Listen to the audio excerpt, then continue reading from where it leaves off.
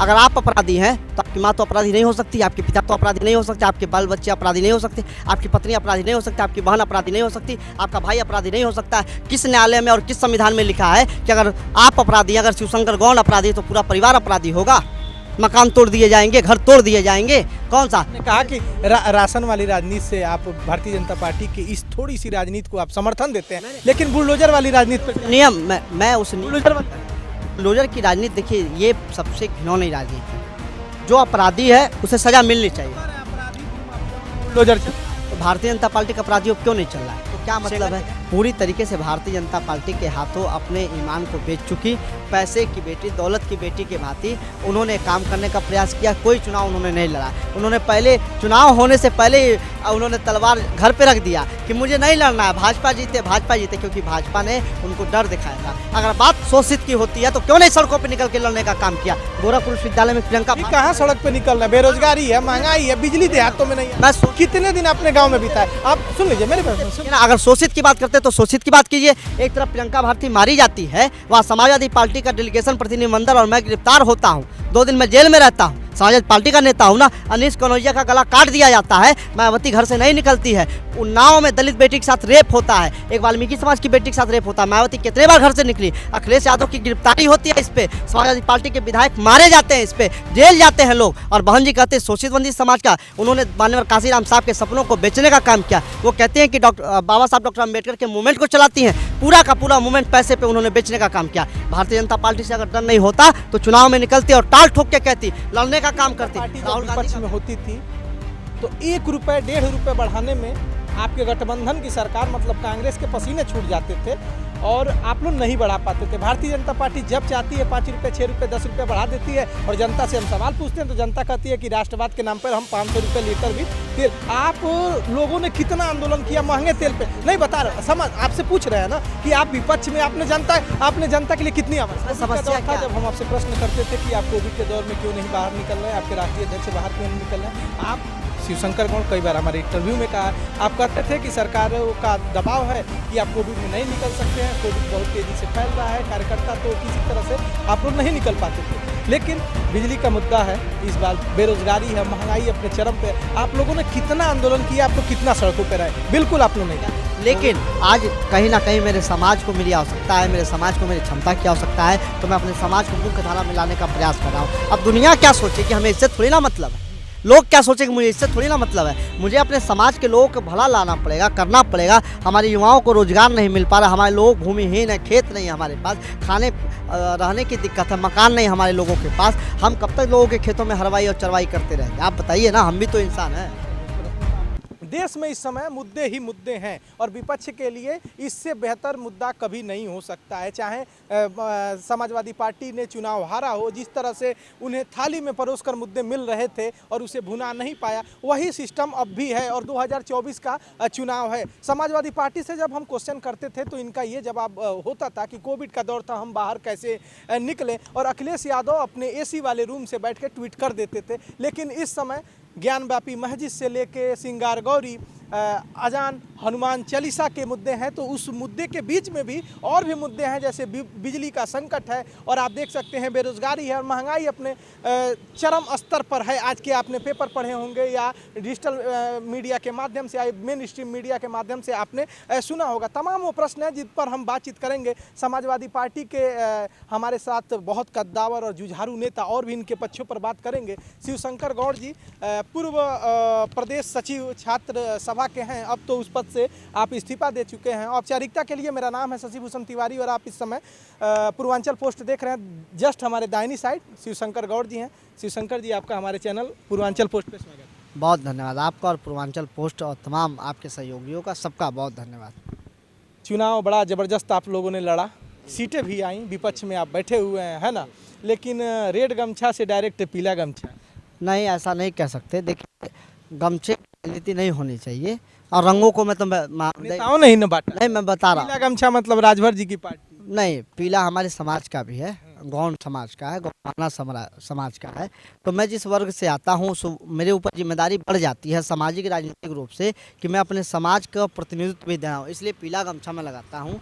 और गमछे तो कई हैं लेकिन पीला इसलिए लगाता हूँ कि जो समाज में देश की आज़ादी के 70 साल हो गए और हमारे समाज को जितना प्रतिनिधित्व मिलना चाहिए था, जितना राजनीतिक एवं सामाजिक हिस्सेदारी मिलनी चाहिए थी, वो हिस्सेदारी नहीं है। इस वजह से मैं गमछा लगा के बताता हूँ। लोग पूछते भी हैं कि क्या हो राजभर वाला तो मैं बताता हूँ कि ये गौड़ सभा का है, गौड़वाना पार्टी का है। बड़ा मेहनत कर रहे हैं और उस समाज को अब आप मुख्य धारा में भी लेकर आए हैं। देखिए किस तरह से लोगों ने अपना बाल छिलवाकर अपनी प्रतिक्रिया व्यक्त की है। ऐसा लोगों का कहना है कि शिवशंकर गौड़ जी अपने समाज को इकट्ठा कर रहे हैं कि बार्गेनिंग कर सके टिकट के लिए। हम भाई यही राजनीति चल रही है, हम आपसे पूछ ले, क्योंकि जिस वर्ग से आते हैं, जिस समुदाय से आते हैं, अगर आप गोरखपुर सदर से सीट चाहें तो नहीं मिलेगी, ग्रामीण से चाहें तो नहीं मिलेगी, तो आप सोच रहे हैं कि उनकी संख्या जिस क्षेत्र में थोड़ी उनकी बहुलता हो, उनको इकट्ठा किया जाए और फिर अपने समाजवादी पार्टी पर एक दबाव बनाया जाए। देखिए 2-3 बात मैं आपको स्पष्ट करूँ। पहला तो हमारा कोई बार्गेनिंग करने का कोई इरादा नहीं है, ना बार्गेनिंग करेंगे। मैंने आपको जो शुरू में कहा है कि राजनीतिक एवं सामाजिक हिस्सेदारी, सबसे पहला काम हमारे जो राजनीतिक और सामाजिक हिस्सेदारी है। आप हमारे एमपी देखेंगे, एक भी एमपी नहीं है। एमएलए देखेंगे तो नाम मात्र के एमएलए हैं, 2-4 सीटों पे हैं, भारतीय जनता पार्टी से जीते। लेकिन इन लोगों के माध्यम से प्रतिनिधित्व नहीं हो पा रहा। ना हमारे प्रधान है, ना हमारे पार्षद हैं, चेयरमैन है, मेयर कोई नहीं है। प्रतिनिधित्व की बात आ रही है और सामाजिक हिस्सेदारी की बात है। जितने विभागों में जितने वैकेंसियाँ आती हैं, हमको हमारे लोगों को भर्तियाँ नहीं मिल पा रही हैं। तो जब हम सामाजिक हिस्सेदारी की बात करते हैं, राजनीतिक हिस्सेदारी की बात करते हैं, तो हम जाति प्रमाण पत्र की बात करते हैं। बार्गेनिंग आया कहाँ? शिवशंकर को विधायक बनने की कोई जल्दी नहीं है, ऐसा थोड़ी ना कि बार्गेनिंग। हाँ, ये है कि हमें इकट्ठा में होना पड़ेगा, इसलिए होना पड़ेगा। अखिलेश यादव जी ने कहा कि जिसकी जितनी हिस्सेदारी उसकी उतनी भागीदारी, और उसी पार्टी से आप आते हैं और अपने समाज के लिए लड़ रहे हैं। देखिए मैं आपको बताऊं, मान्यवर काशीराम साहब से लगाए साहू जी महाराज तक और डॉक्टर B.R. अम्बेडकर साहब से लगाए तमाम ऐसे महापुरुष जिन्होंने इस देश को नई दशा और दिशा देने का काम किया।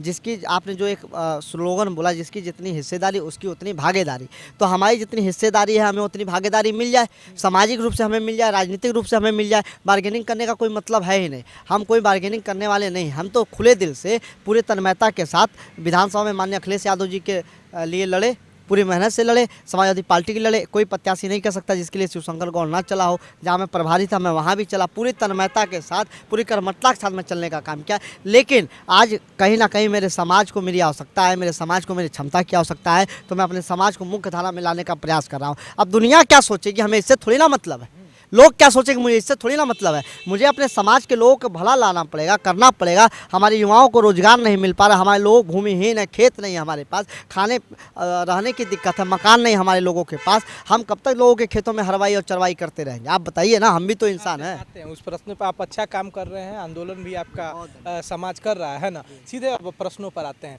कोविड का दौर था, जब हम आपसे प्रश्न करते थे कि आप कोविड के दौर में क्यों नहीं बाहर निकल रहे हैं, आपके राष्ट्रीय अध्यक्ष बाहर क्यों नहीं निकल रहे हैं, आप शिवशंकर गौड़ कई बार हमारे इंटरव्यू में कहा, आप कहते थे कि सरकारों का दबाव है कि आप कोविड में नहीं निकल सकते हैं, कोविड बहुत तेज़ी से फैल रहा है, कार्यकर्ता तो किसी तरह से आप लोग नहीं निकल पाते थे। लेकिन बिजली का मुद्दा है, इस बार बेरोजगारी है, महंगाई अपने चरम पे है, आप लोगों ने कितना आंदोलन किया, आप लोग कितना सड़कों पर रहे? बिल्कुल आप लोग नहीं दिखे। कोविड की मुझे एक एक बात याद है, मैंने जो आपसे कहा था, माननीय डिम्पल यादव जो पूर्व सांसद हैं वो निकली हुई थी और राष्ट्रीय अध्यक्ष के नेतृत्व के माध्यम से पूरे जिलों के जिला अध्यक्ष से लगाए सारे बड़े नेता, पूर्व विधायक, वर्तमान विधायक, सब सड़कों पे काम कर रहे थे। हम लोगों ने भी 82 दिन खाना बांटा, आपने दिखाया था, हमने 82 दिन खाना बांटा। सेंगेवाल साहब SDM थे यहाँ के गोरखपुर के, उन्होंने हमको अनुमति दिया था, हम 82 दिन खाना बांटे। देखिए बात ये नहीं है कि क्या पार्टियाँ कर रही हैं, आप मुद्दा देखिए, लगातार जो उत्पीड़न और शोषण हो रहा है, जो पुलिसिया जबरन उत्पीड़न हो रहा है। माननीय अखिलेश यादव जी आजमगढ़ जाते हैं, सिद्धार्थनगर जाते हैं, तमाम ऐसे जनपदों में जाते हैं जहाँ उत्पीड़न हो रहा है, शोषण हो रहा है। अब आप इस बात को समझिए, बेरोजगारी पर, महंगाई पर, जिस तरह से भारतीय जनता पार्टी विपक्ष में रहने पर, मेरी बात पूरी सुन लीजिए ना, आप हैं और मैं हूँ, विपक्ष कोई नहीं है, पूरा समय है।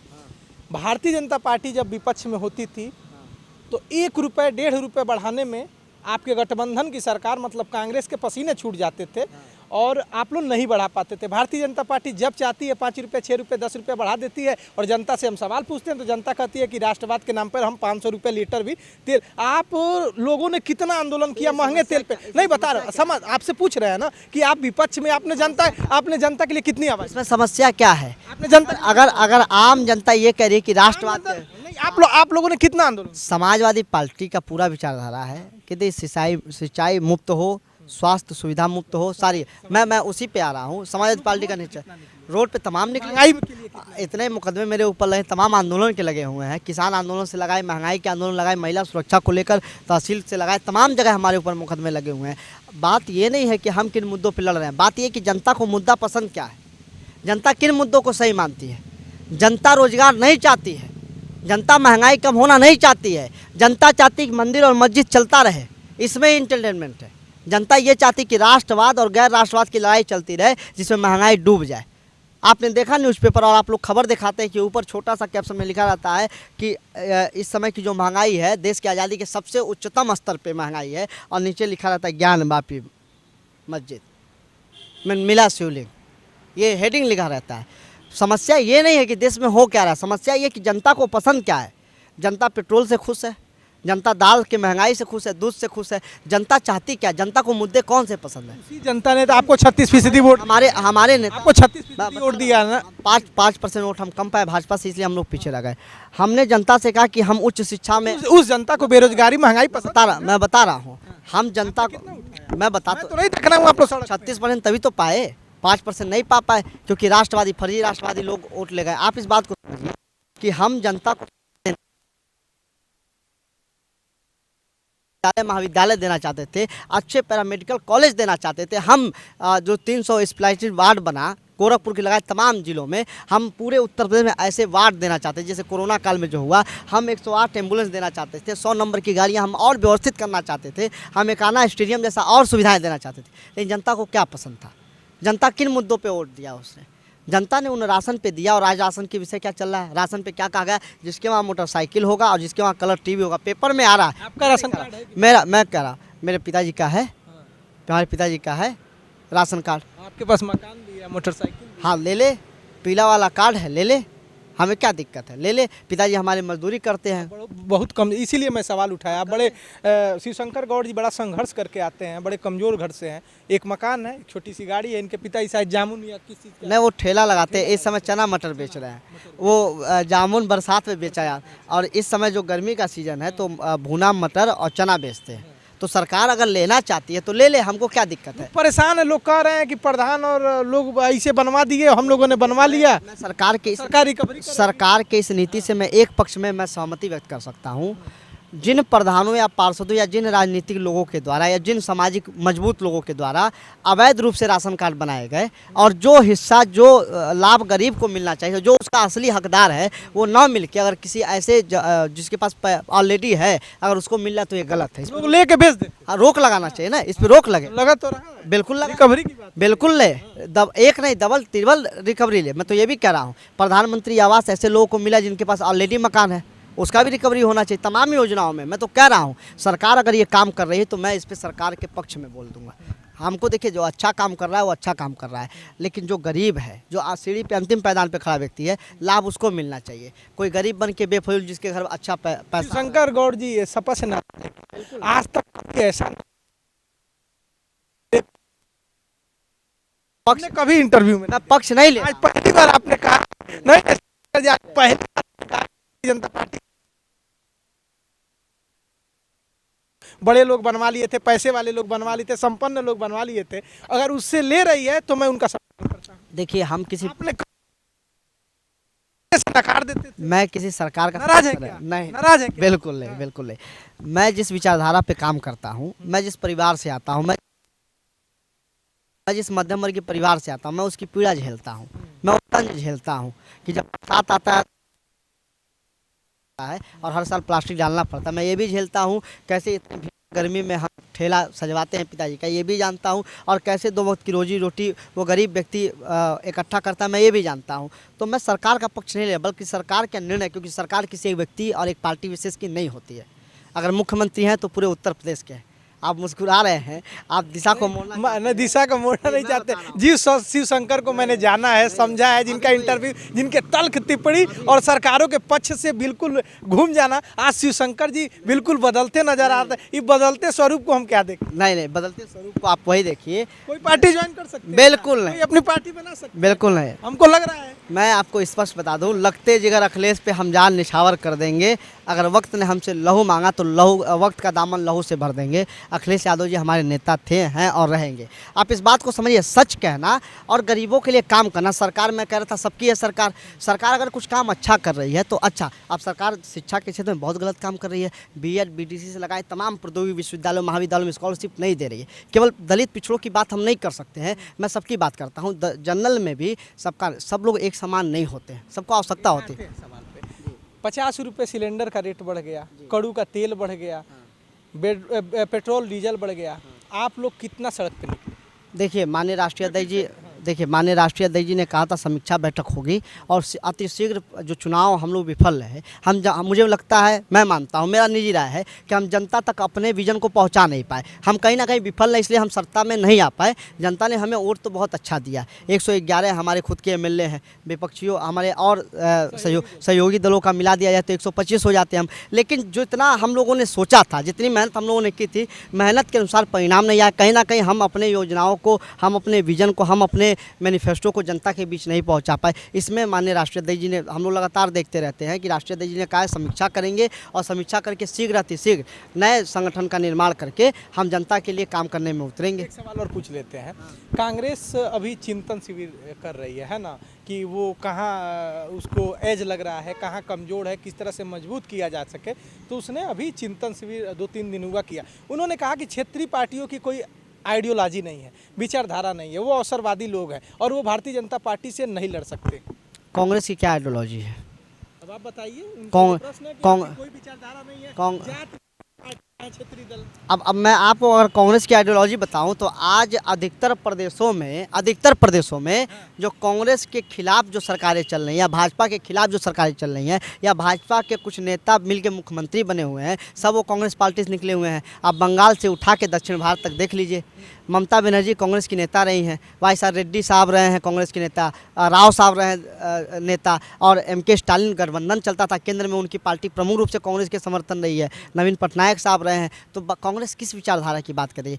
कांग्रेस पूरी तरीके से डूबती हुई नैया की भांति है और कांग्रेस बच नहीं पाएगी, क्योंकि कांग्रेस इस देश को देने का काम नहीं किया, थोड़ा बहुत बचाने का प्रयास किया। जो पुराने विचारधारा के लोग थे, प्रणब मुखर्जी जैसे लोग और भी तमाम ऐसे लोग, लेकिन अब कांग्रेस में वो विचारधारा नहीं रह पाई। मुझे लगता है कि कांग्रेस को अपने अंदर गिरेबान में झांकना चाहिए, दूसरे पे टिप्पणी नहीं करनी चाहिए। एक सवाल हम आपसे पूछ लेते हैं कि आपने आइडियोलॉजी की बात की, आपने कहा कि तमाम हम एक आइडियोलॉजी पर निर्भर हैं। जानते हैं क्या, हमारे नेता ने कहा एक बात की, जो हमारा चुनाव चिन्ह साइकिल है, पहला पहिया डॉक्टर अंबेडकर का विचारधारा, दूसरा पहिया लोहिया की विचारधारा। आप इस बात को समझिए, सरकारें आई चाहे नहीं आई, हम सत्ता में आ पाए चाहे नहीं आ पाए, निश्चित तौर पे हम सत्ता में नहीं आए, हम अपनी गलती मानते हैं, और जनता ने नहीं लाया तो भी हमारी गलती है कि जनता हमको पसंद नहीं कर पाई। लेकिन इस बात को समझिएगा, आदरणीय अखिलेश यादव जी ने उस आइडियोलॉजी को बदलने का काम नहीं किया। आज भी देखिए, वह शख्स और वो नेता जो अभी भी जनता की भी सरलता रूप से जहाँ भी जो समस्या आ रही है वो जाने का काम कर रहे हैं। आप समझिए, जहाँ एक तरफ केवल बैलों के मारने से लोग मर जा रहे हैं जिस प्रदेश में, वहाँ का कानून व्यवस्था क्या होगा? अखिलेश यादव जी का एक बयान था कि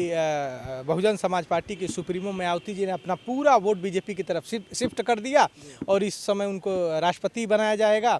तो फिर उन्होंने उस पर खंडन भी किया और उन्होंने एक ट्वीट किया कि यादव और मुस्लिम वोट लेकर और जो सामाजिक ताना बाना आपने बुना था उसका प्रयोग करके आप सीएम नहीं बन पाए और आपका ये सपना रह जाएगा, और मैं राष्ट्रपति के बारे में अपने शोषित वंचित लोगों के लिए राष्ट्रपति का पद मैं कभी नहीं लूँगी, मैं सीएम और पीएम बनना सोच सकती हूँ।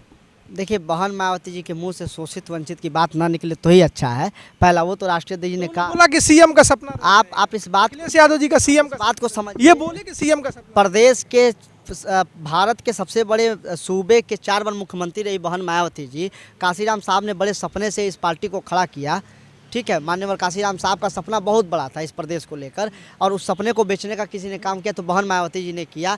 पूरे चुनाव में केवल 3 सभाएं या 2 सभाएं, मुझे लगता है 2 सभाएं केवल उन्होंने किया, 2 मंडल में, बाकी कहीं भी वो गई नहीं, कहीं भी नहीं गई। तो क्या मतलब है? पूरी तरीके से भारतीय जनता पार्टी के हाथों अपने ईमान को बेच चुकी, पैसे की बेटी, दौलत की बेटी के भांति उन्होंने काम करने का प्रयास किया। कोई चुनाव उन्होंने नहीं लड़ा। उन्होंने पहले चुनाव होने से पहले ही उन्होंने तलवार घर पे रख दिया कि मुझे नहीं लड़ना है, भाजपा जीते, क्योंकि भाजपा ने उनको डर दिखाया था। अगर बात शोषित की होती है तो क्यों नहीं सड़कों पर निकल के लड़ने का काम किया। गोरखपुर विश्वविद्यालय में प्रियंका अभी कहाँ सड़क पे निकलना है? बेरोजगारी है, महंगाई है, बिजली देहातों में नहीं है। मैं कितने दिन अपने गांव में बिताए? आप सुन लीजिए मेरे पास सुन। अगर शोषित की बात करते हैं तो शोषित की बात कीजिए। एक तरफ प्रियंका भारती मारी जाती है, वहाँ समाजवादी पार्टी का डेलीगेशन प्रतिनिधिमंडल और मैं गिरफ्तार होता हूँ, 2 दिन में जेल में रहता हूँ। समाजवादी पार्टी का नेता हूँ ना। राहुल गांधी का बयान आप देख लीजिएगा, उन्होंने क्या कहा था, वो बात करने की नहीं। एक देखिए महारानी बन गई है। दिक्कत यही इस बात की है कि शोषित वंचित उन्होंने जब सुन लीजिए, वंचित बोलने दीजिए ना, बोले कोई है नहीं, आप और हम हैं। ये लाइन,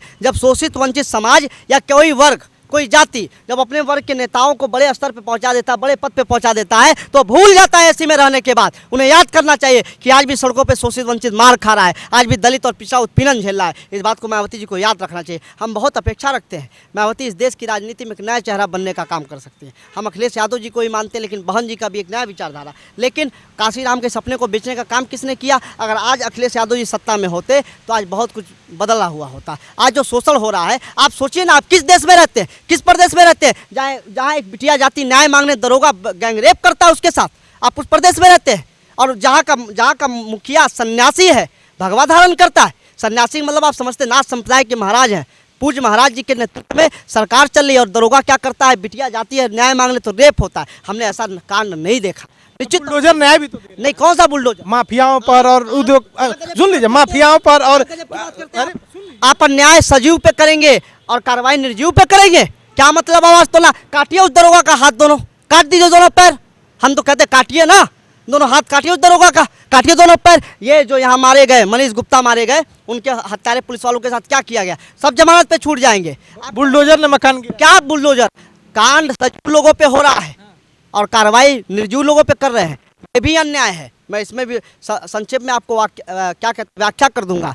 अगर आप अपराधी हैं तो आपकी माँ तो अपराधी नहीं हो सकती, आपके पिता तो अपराधी नहीं हो सकते, आपके बाल बच्चे अपराधी नहीं हो सकते, आपकी पत्नी अपराधी नहीं हो सकती, आपकी बहन अपराधी नहीं हो सकती, आपका भाई अपराधी नहीं हो सकता है। किस न्यायालय में और किस संविधान में लिखा है कि अगर आप अपराधी, अगर शिवशंकर गौड़ अपराधी है तो पूरा परिवार अपराधी होगा? मकान तोड़ दिए जाएंगे, घर तोड़ दिए जाएंगे? कौन सा? ने कहा कि राशन वाली राजनीति से आप भारतीय जनता पार्टी की इस थोड़ी सी राजनीति को आप समर्थन देते हैं, लेकिन बुलडोजर वाली राजनीति पर नियम मैं उस बुलडोजर वाली राजनीति पे बुलडोजर की राजनीति, देखिए ये सबसे घिनौनी राजनीति है। जो अपराधी है उसे सजा मिलनी चाहिए। अपराधी भूमाफियाओं पर बुलडोजर चल रहा है, तो भारतीय जनता पार्टी का अपराधियों पर क्यों नहीं चल रहा है? ये ना आप सुन लीजिए, हम लोग पीपल के पेड़ के नीचे खड़े हैं। हाँ, थोड़ा दूर है, बगल में दिखा दीजिए सतीश। हाँ, पीपल का पेड़ दिखा दीजिए। अखिलेश यादव जी का बयान है कि पीपल के पेड़ के नीचे एक लाल कपड़ा रख दीजिए, पत्थर रख दीजिए, कुछ सिंदूर रख दीजिए, मंदिर बन जाएगा। क्या कहना है?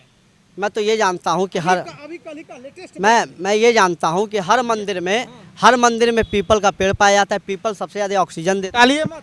मैं कहाँ टाल रहा हूँ? मैं कौन से सवाल से आपसे भगा? राष्ट्रीय अध्यक्ष जी ने कहा, किस संदर्भ में कहा होगा? आप इस बात को तो देखिए। क्या धर्म गोरख धंधा बन जाएगा क्या?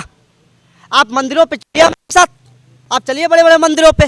VIP, वेरी VIP, उससे भी सुपर VIP का एक शुल्क लगा हुआ है। 4,000 दीजिए, सबसे भगवान को सबसे करीब पाएंगे। 10,000 दीजिए, प्रतिमा छू पाएंगे। 20,000 दीजिए तो कौन सा आप उसमें ला पाएंगे? है कि नहीं है? आप 5,000 देंगे तो पीछे वाली लाइन में, 3,000 देंगे उसके पीछे वाली लाइन में। भगवान को VIP कौन बनाया? आप समझिए किस संदर्भ में कहा जाता है। और पीपल ये बयान आया है ज्ञान व्यापी। सुन लीजिए, पत्रकार ने पूछा, सुन लीजिए, अरे भाई प्रेस कॉन्फ्रेंस कर रहे थे।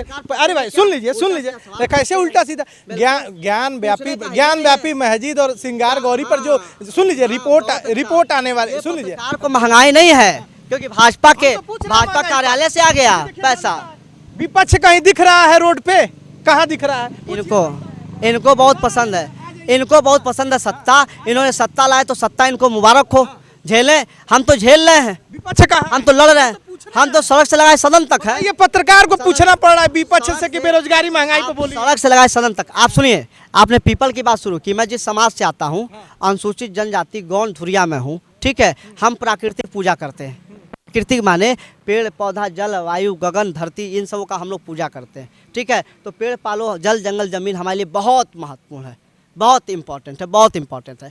तो ऐसी बात नहीं है। और हमारे नेता का भी नेचर वही है कि हम कैसे पेड़ों को बताएं। आपको याद होगा कि विश्व रिकॉर्ड बनाते हुए सर्वाधिक पेड़ लगाने का किसी के पास रिकॉर्ड है तो आदरणीय अखिलेश यादव जी के पास।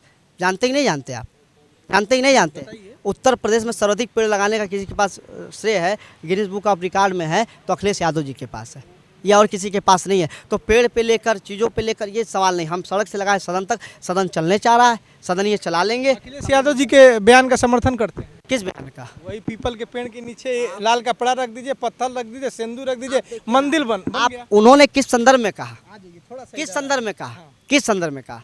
अगर शशि भूषण तिवारी आसान है तो यहाँ पीपल का पेड़ है, लाल कपड़ा रख दीजिए और पत्थर रख दीजिए और सिंदूर डाल दीजिए, मंदिर बन गया। अरे मैं बता रहा हूं। मंदिर बनने के पीछे हजारों सालों की परंपरा होती है, फिर जाके एक मंदिर आस्था का रूप लेता है। मैं आपके सहयोगी कैमरामैन पूर्वांचल पोस्ट देखने वाले लोगों के साथ मैं कह रहा हूँ, शशि भूषण तिवारी जी और शिवशंकर गौड़ इस देश के जितने प्रतिष्ठित मंदिर हैं चला जाए और पैसा ले लिया जाए। कितने वीआईपी, वेरी वीआईपी और सुपर वीआईपी का कोटा लगा हुआ है। पैसा देके तो नहीं जाएंगे, हम लाइन में खड़े होंगे जब मेरा समय आएगा जाएंगे। किसने मंदिर और मस्जिद को, किसने धर्म का? भाई आप लोग पैसा देके रास्ता में खड़े होंगे। देखो जनता बोल रही है नहीं। आम जनता बनाया किसने वहाँ वीआईपी?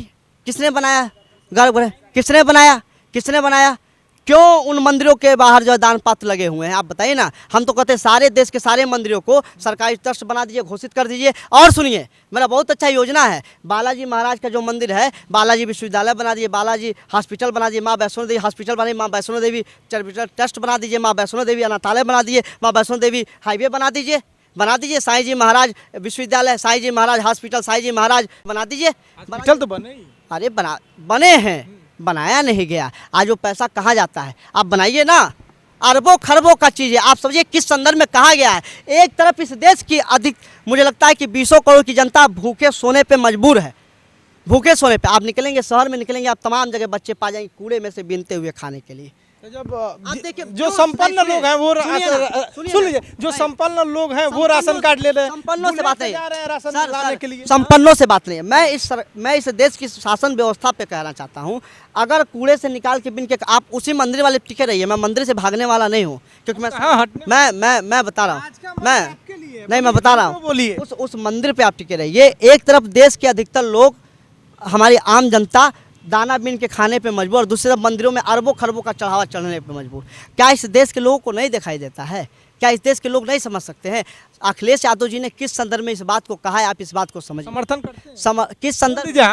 हम तो अखिलेश यादव का आजीवन समर्थन करते रहेंगे। लोग कह रहे हैं कि शिवशंकर गौड़ जी सपा से नाराज चल रहे हैं। हम मरेंगे। ललका गमछा लिए थे, पियर का पहन मरेंगे। तो समझा दीजिए ना दर्शकों को। अखिलेश यादव जी, अरे भाई पूरा चुनाव में ये ललका गमछा पहने रहे और पियर का गमछा अभी भारतीय जनता पार्टी का समर्थन कर दिया। अंतिम आप फोटो आपने देखा होगा, तो मैंने अपने समाज का अंगवत तरंग नाराज कहाँ हूँ? किस बात पे नाराज रहूंगा? क्यों नाराज रहूंगा? ललका भी पहनते, पीला भी पहनते। ना मुझे पद का कोई मोह है, ना पोस्ट का कोई मोह है, ना बड़ा नेता विधानसभा जाने का कोई मोह है। मुझे कोई मोह नहीं है किसी बात का।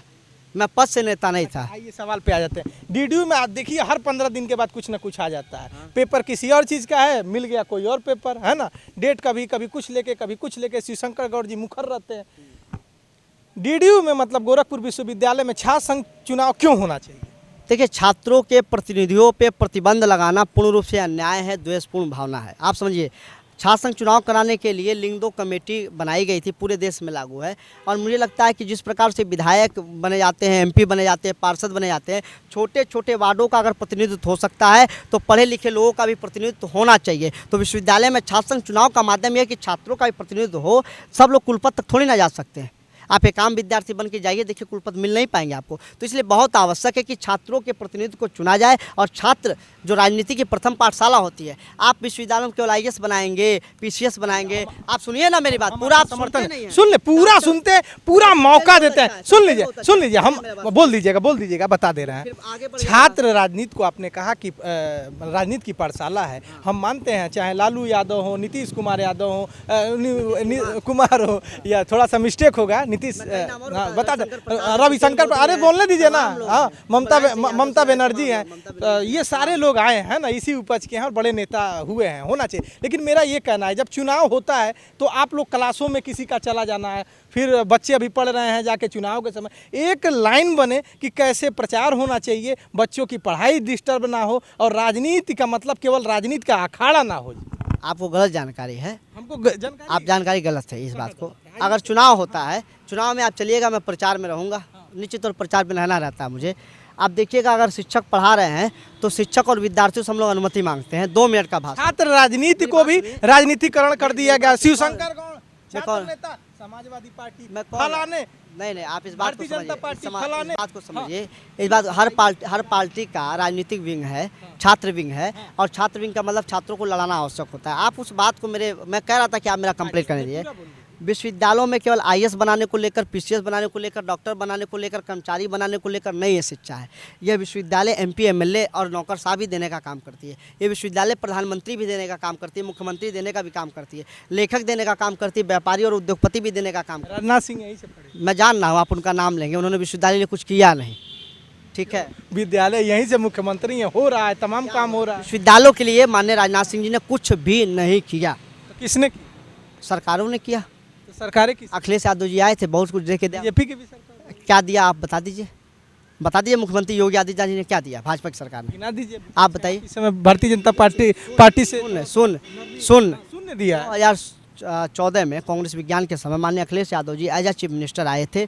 बाबू मोहन सिंह संग्रहालय उन्होंने दिया, मूल्यांकन भवन अखिलेश यादव जी ने दिया, पूर्वांचल विकास बोर्ड का भवन अखिलेश यादव जी ने दिया।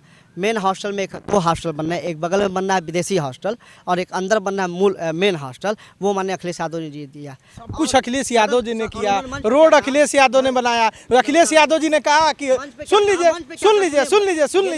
उन्होंने क्या कहा कि मैं आपके कैंपस आया हूँ, मैं ये नैतिक दायित्व बनता है कि मैं इस विश्वविद्यालय को कुछ देखे जाऊँ। हमारे कुलपति जी ने कुछ मांगा नहीं था, ये कुलपति जी से मेरी वार्ता और कुलपति जी ने बताया, हमने कुछ मांगा नहीं था। एक मुख्यमंत्री, एक नेता होने के नाते कोई भी जब किसी कैंपस में जाता है, किसी प्रांगण में जाता है, तो उसका नैतिक दायित्व बनता है कुछ ना कुछ दे के जाए। माननीय राजनाथ सिंह जी आए थे, उन्होंने कुछ भी नहीं दिया।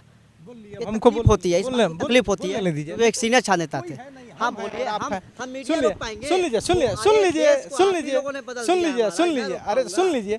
आपने चुनाव में कहा कि भारतीय जनता पार्टी जिसका उद्घाटन कर रही है, जिसका शिलान्यास कर रही है, सब हम चिड़ियाघर हमने बनाया, रामगढ़ ताल हमने सुंदर किया, फलाना एक्सप्रेसवे पूर्वांचल हमने बनाया, सब कुछ किया, तो जनता ने नकार क्यों दिया? जनता का मन था, जनता को विकास पसंद नहीं है। आप फिर रोड पे नहीं आ रहे हैं। जनता को 24 में कहेंगे कि क्या पसंद, गर्मी ज्यादा थी, जनता को क्या? राहुल गांधी जी ने कहा कि हम पसीना निकालेंगे अक्टूबर में, वो बोले कि जनता जाएगी, हम लोग पदयात्रा करेंगे, हम आ रहे हैं, सुन लीजिए। और आप कहेंगे 24 में कि भाई गर्मी थी, ज़्यादा टेम्परेचर था, इसलिए हम विपक्ष के लोग महंगाई और में समाजवादी पार्टी का एक नेता आपके साथ बात कर रहा है, आपके साथ खड़ा है।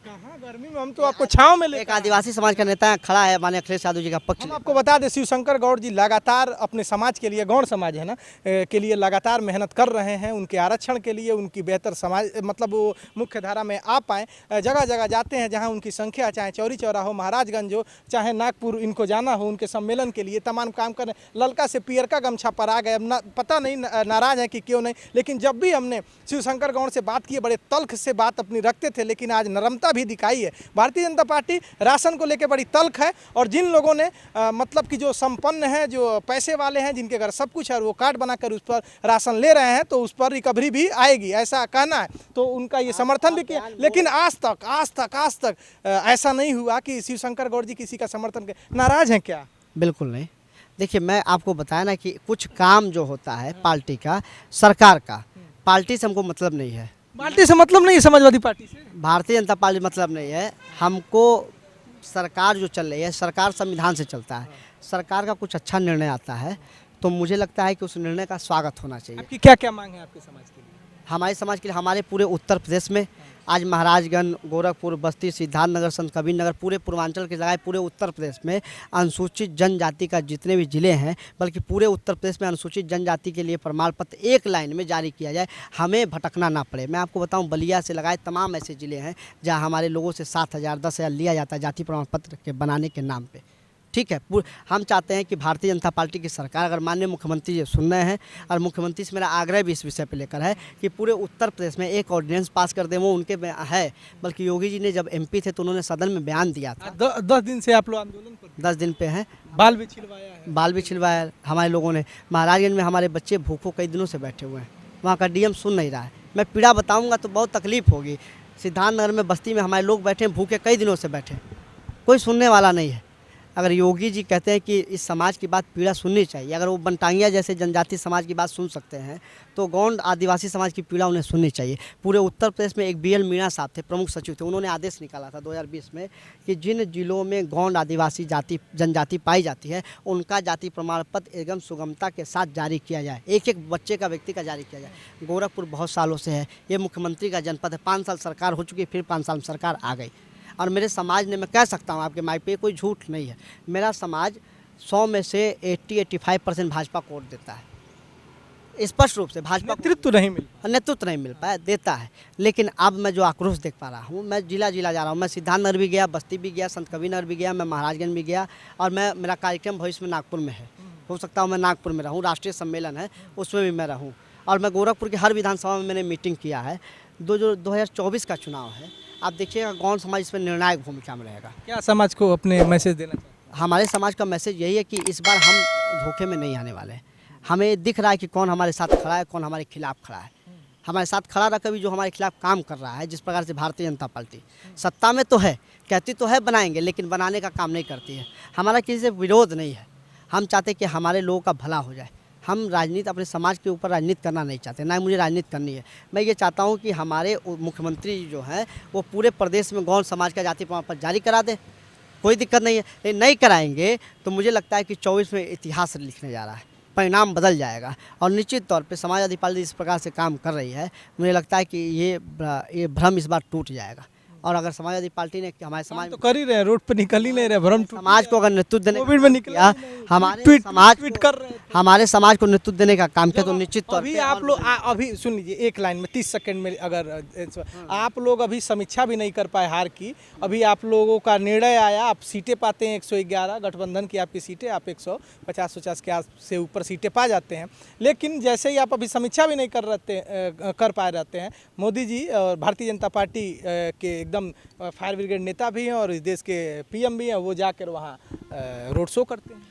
देखिए, प्रधानमंत्री जी क्या करते हैं, उनकी पार्टी का मतलब है, माननीय नरेंद्र मोदी जी प्रधानमंत्री के साथ साथ वो अपने पार्टी के नेता भी हैं, और ये कोई बुराई नहीं है। मैं ये मानता हूँ, चुनाव कोई भी हो, हर नेता को मेहनत करनी चाहिए, चाहे वो कोई नेता हो, चाहे वो प्रदेश स्तर का हो, चाहे राष्ट्रीय स्तर का, चाहे जिले स्तर का नेता हो। अगर आप राजनीति करते हो तो फुल टाइम राजनीति करनी चाहिए। अब ये कहिए कि वो आदमी वहाँ जाके कर रहा है, वहाँ जाकर कर रहा है, क्या मतलब है? तो हमारे साथ बातचीत कर रहे थे समाजवादी पार्टी के जुझारू, अगर नेता कहिए, कार्यकर्ता भी कह लीजिए, है ना, शिवशंकर गौड़ जी। लेकिन इस बार बदले बदले स्वर नजर आए हैं। तीखे प्रश्न से दबाव दिया, लेकिन कहीं ना कहीं झुकाव आपने देखा होगा कि पहली बार हमने देखा कि तल्ख नजर नहीं आए, झुके झुके नजर आए। लगता है कि समाजवादी पार्टी से नाराज लग रहे हैं, लेकिन नाराज हो या ना हो, अपने समाज के लिए लगातार काम कर रहे हैं।